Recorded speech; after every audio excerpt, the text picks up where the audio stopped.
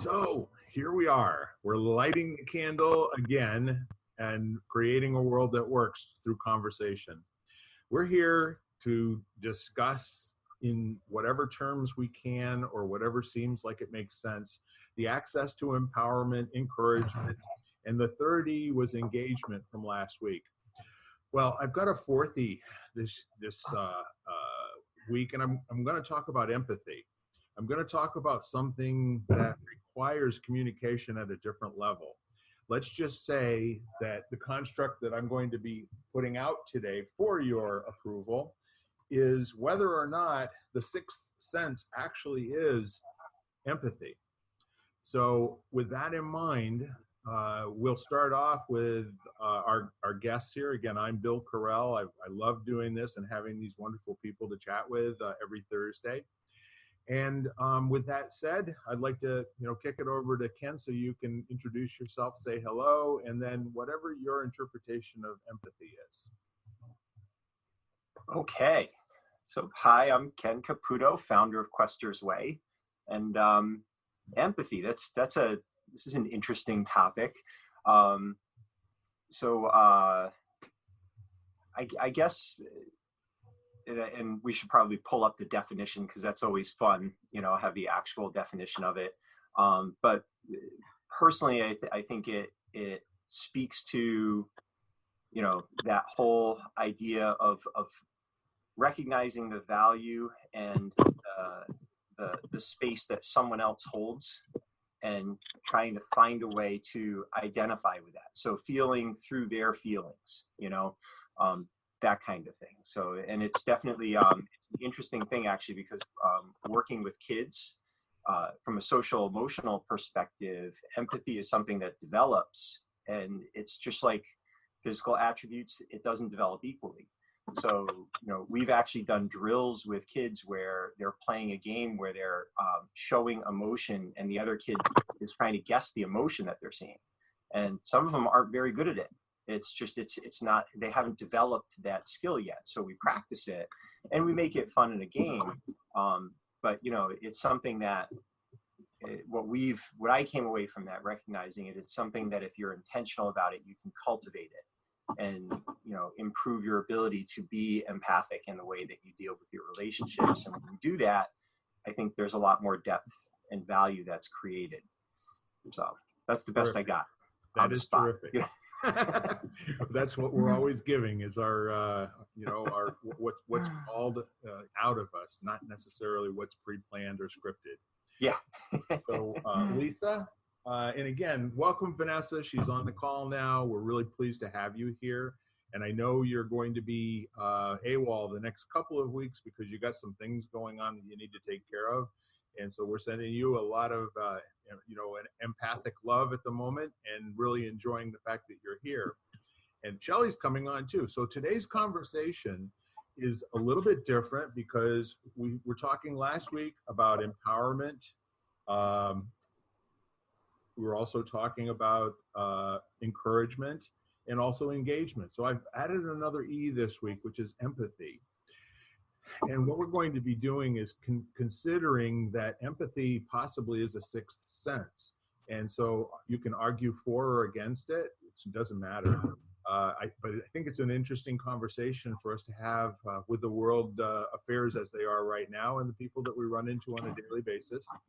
And real interested in what your thoughts are. Lisa, you're up next. Hi, Lisa Sheehan. My side gig is co-publishing Epic Magazine. And since it's a conscious living magazine and a lot of wellness practitioners and healing centers and things like that, empathy is talked about often. So to me, it's either an emotional or it can include a physical understanding of what somebody else is going through.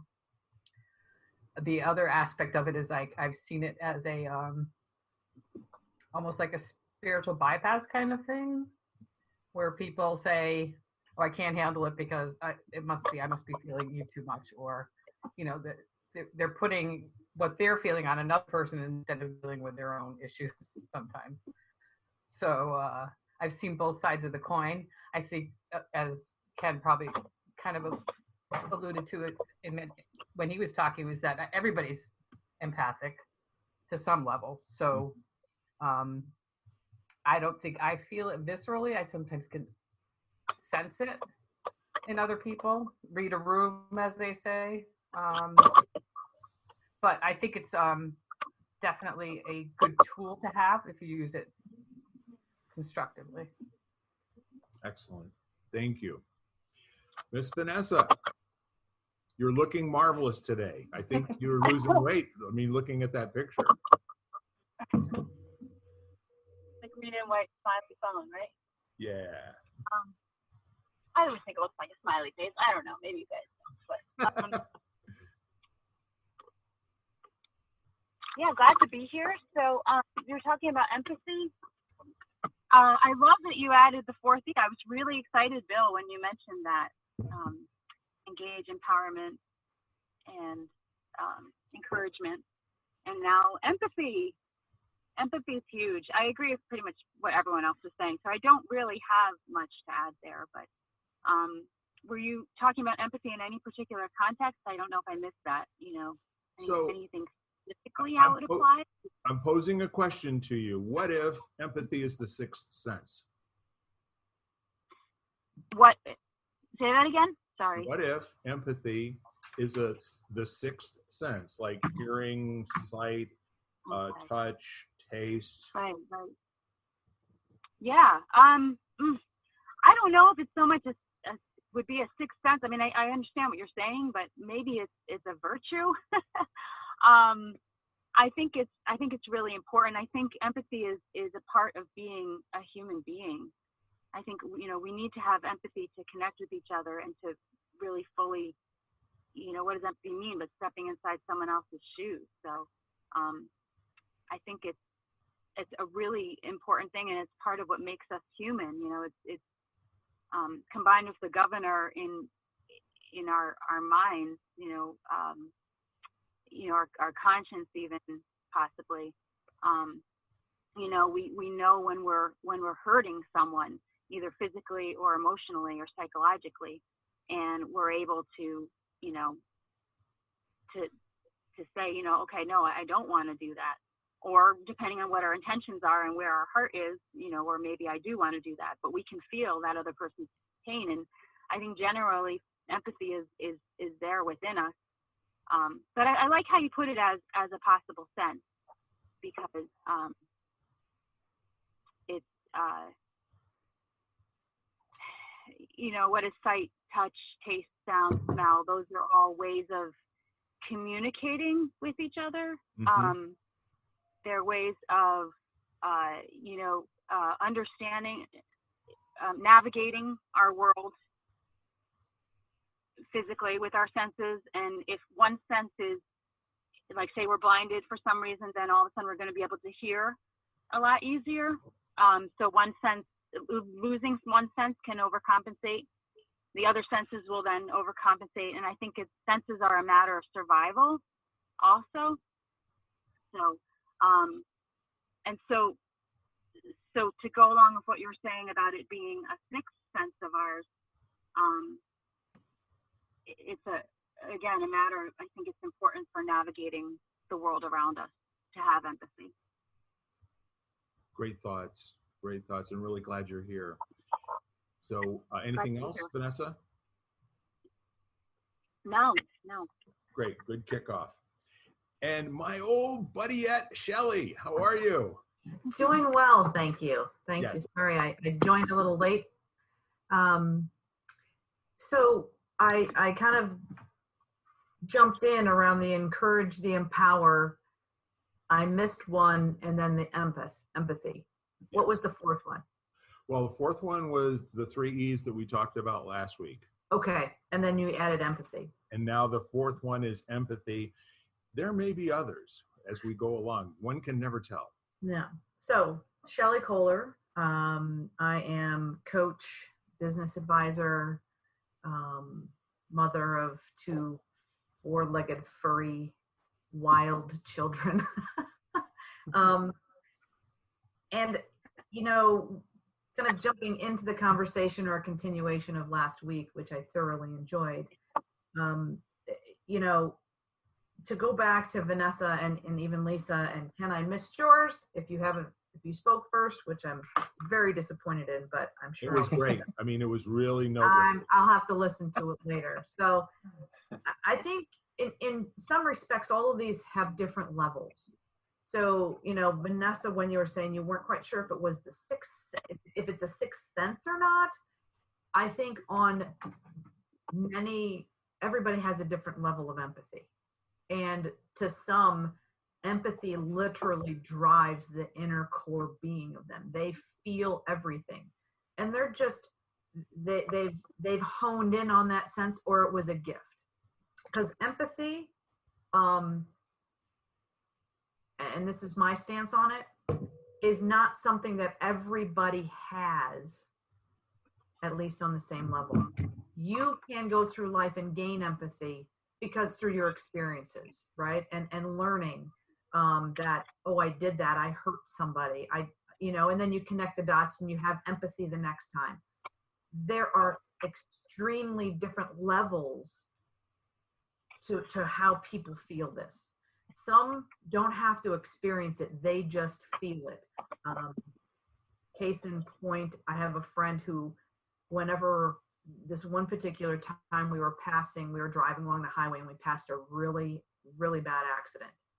Like, she just went white as a ghost. And she started crying and sobbing, and she's like, I just felt everything that just happened there. And as I can feel that on a partial level, and which also kind of drives the person who I am, right? Like, I have empathy for that homeless person on the street. Some people don't. They walk by and go get a job. But and it's not because I've been homeless.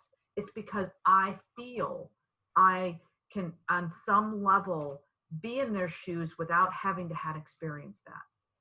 Whatever you want to call that, gift or spiritual connection, not everybody has that. So I would lean more towards, yes, I do believe it is a sixth sense. Can it be developed if in fact you pay attention to it, right?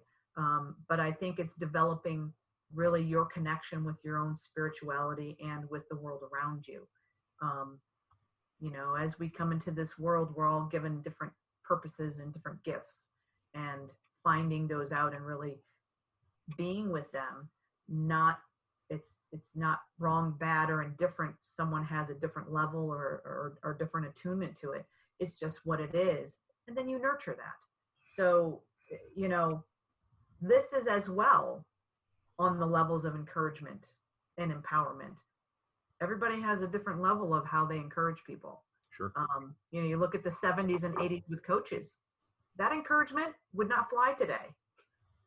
So there's also you hammerhead, what's wrong with you, huh? Right. Take a lap. Exactly, right? So I think it's also really just curating that, and as well paying attention to and being okay with that. So that's kind of where I go. And as a survival piece, absolutely. I'm kind of playing off of some words that Vanessa kind of threw out there. Our senses are our survival skills. And those that are in different parts of the world, if you're a nurse without empathy, that's probably not the right profession, right? So there's different things that will kick in as we move through life. And that's the navigation piece. So, and with Lisa said, it's really the inner core spiritual piece. And Ken, I can't refer back to you, but I'm sure you had some fabulous pieces that. Just close your eyes and pretend and you'll get it, because you're so empathic to begin with. Yeah. So that's kind of, jumping into this conversation that the empathy piece that I have. That's excellent. And I find that both eloquent and very persuasive.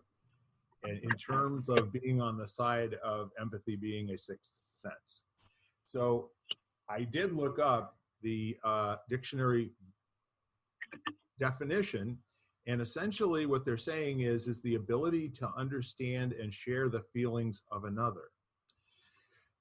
And what I find kind of interesting is that it's from Greek empatheia, where em means in, and pathos is feeling. Translating German, it came through the Germans to us. Einfühlung, okay? That was my making up a German pronunciation of a word I've never seen before. So here's the neat part, and what we've kind of been dancing around. Again, a lot of these conversations, what we're doing is we're being Arnold Schwarzenegger, right? In that movie where he doesn't see the beast. All he can do is to see it knock down trees, but he doesn't have a real sense of the beast itself until he actually can visually, connect with it. So the whole idea of a sense being experiential, I think we can agree that sight, sound, taste, the other five that we are convinced are for sure five senses we all have, even though many don't have all five. They're experiential in nature. They actually are an input-output organ, interface to something in your body, and each one has a specific organ that it informs, and that informs your experience in the rest of your body. So the whole notion of actually being able to share the feelings of another is that experiential thing, and I could not agree with you more. Standing on the shoulders of your argument, and I don't mean that in a legal sense, I mean it more of like in a programming sense, where you write a sentence and then another sentence responds to it, and then something happens. So the argument that it is a sixth sense, because it is in fact an experiential, kind of a manifestation, and it almost always involves the other, at least two or three of, or if not all five of the other senses to be fully engaged with it. Okay, so if you stop and think about it for a moment, we have muscle. We can change whatever our capacity is for those other senses, either by vitamins or by surgery or exercise. Building muscle in terms of touch. If you know anyone who is blind, they don't immediately translate dots on a flat surface into 2 dots or 4 dots or 5 dots. They have to learn how to experience those as letters and representational language. So empathy, in complete agreement with you, Shelley, is something that is a muscle that can be increased over time by putting attention to it. And so then the next question would be how? What's the access? What is the access to developing empathy, which if you stop and think about it, all the other senses they're invisible. They just happen. They're the firing of neurons somewhere in your body that inform sense of smell or sight or hearing. And empathy, have you ever picked up the phone and knew who was on the other end of the phone line and said, "Hello, Janet," or "Hello, Steve"? How did you know? I just knew. So what if it's a very strong spiritual listening, and the access and the organ that empathy works with is the soul? What if it's reaching out into the ether, into the in-between, into all that information that's traveling around us and tuning into something kind of like a radio station? What if? Always a what if. Love the what ifs. Yeah. So I think it takes, as you put, right, for one to actually have the other, maybe not all five, but the other senses that are available to them engaged. And, there are a lot of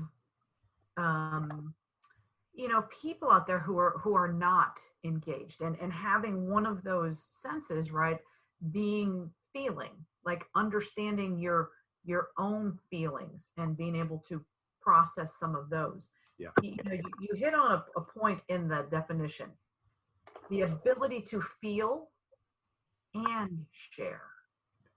Okay, so you may have experienced from seeing something, right? Yep. But the experience hasn't translated into you to actually being able to feel it. So there's a level of empathy there, right? Like, have seen this before, how can I help, right? So that's one level of empathy that is kind of surface. But then you get to, and this can be reversed, someone who actually feels it, like deeply, but does not know how to share or move it through to have it actually be a positive. Because if you take on so many people's energies and you don't have an ability to release it or push it out in a positive manner or get rid of it, it harbors in you, and sometimes in a not so good way. Yes. So I think there's kind of this ebb and flow, right? That there's no way to put your finger on it, and it is experiential, but on a very sixth sense, right? It's not tangible. Yes. And trying to share the feeling, if a true empath can literally walk into a hospital and know what it feels like without having had it happen to them, what that person is going through.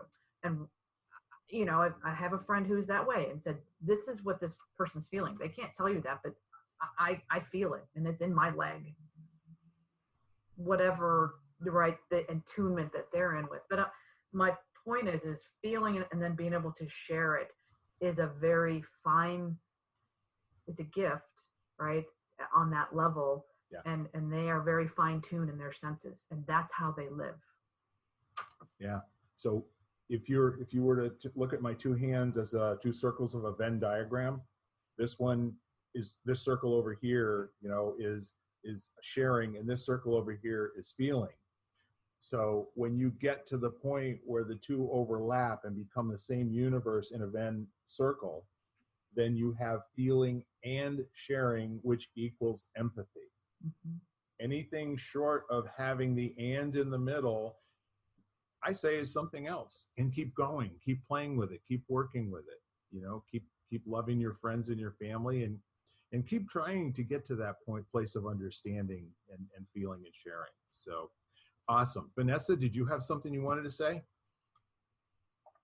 Well, Bill, I thought it was brilliant, actually, that when you mentioned intuition before, and it sounded, at least the way I understood, is you were combining the definition of intuition with empathy. And I thought, because originally I thought, no, wait a minute, what he's describing is intuition, not empathy. So, like I said, I just think it was brilliant that you combined the two. Yeah. In a moment, I looked up the definition of intuition, and I know you shared the definition of empathy before, which is the ability to feel and share Sure. what others are feeling. But intuition's definition is the ability to understand something immediately without the need for conscious reasoning. So, when I looked that up, I thought, wow, yeah, those two could, empathy could be a type of intuition, and vice versa, I guess. But and Shelley had mentioned that there are different levels of empathy, and I think she said that it's possible for people not to have empathy, or if not, I'm adding that. But I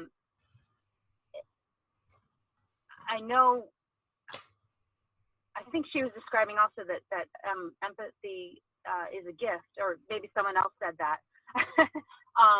But empathy can be a gift, and we have different levels.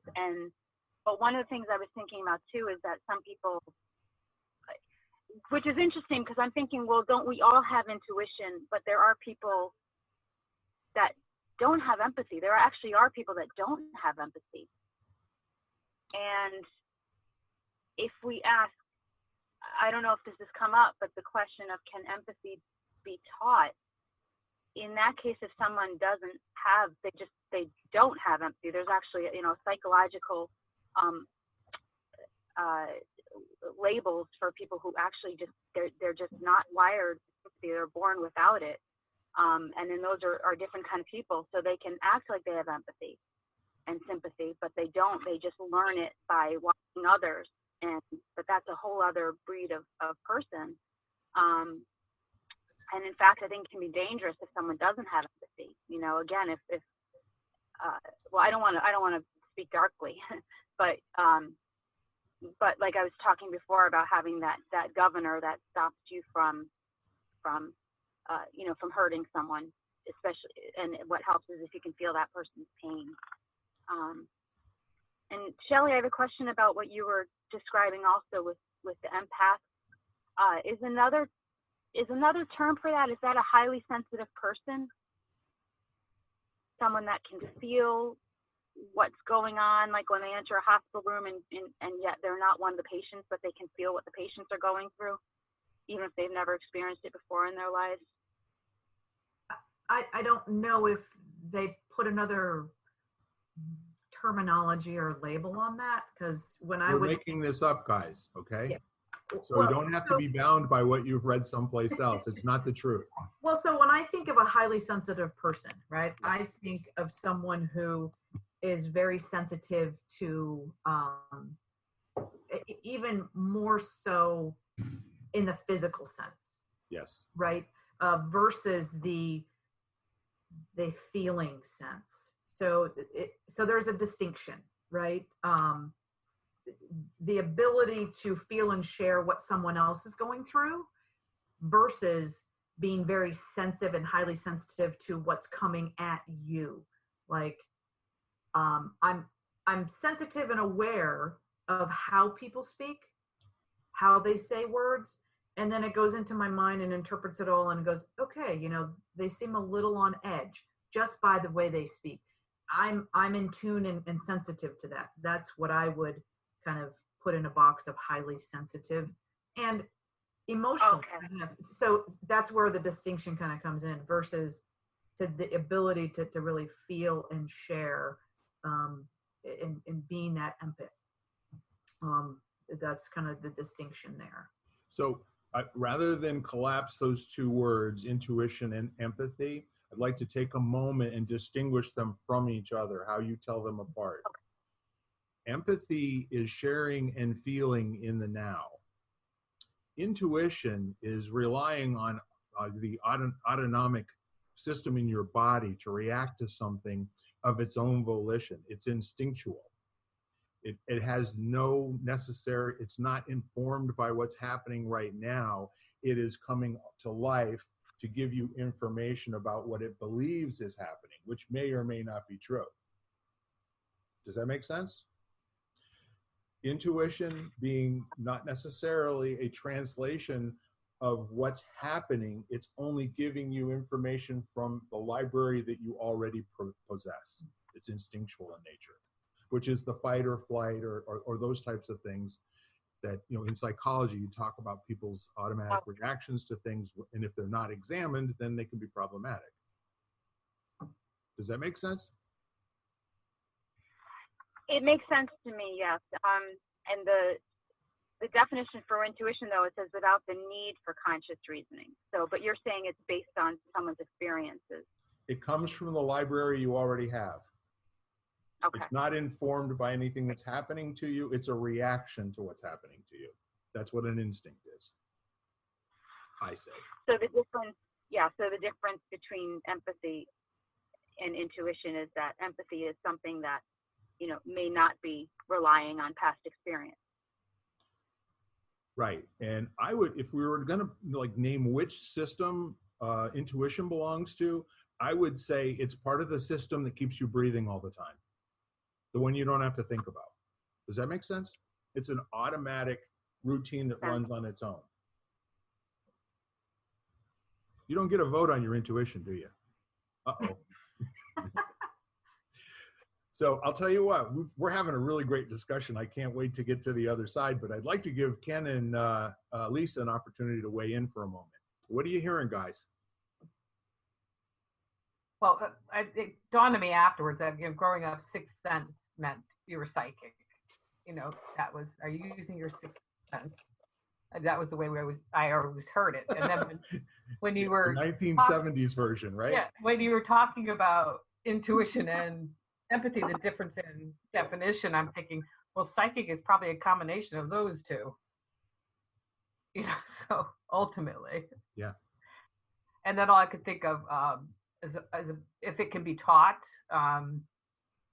practice, it's a simple thing. It's like either expecting everything to be a miracle or nothing to be a miracle. So if you constantly look for the synchronicities and why it's happening, like picking up the phone and knowing that it might be something, but not paying attention that you even had that feeling, or anything like that.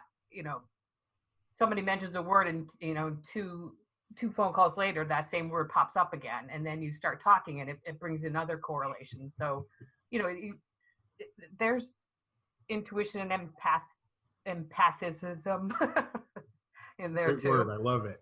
I just made it.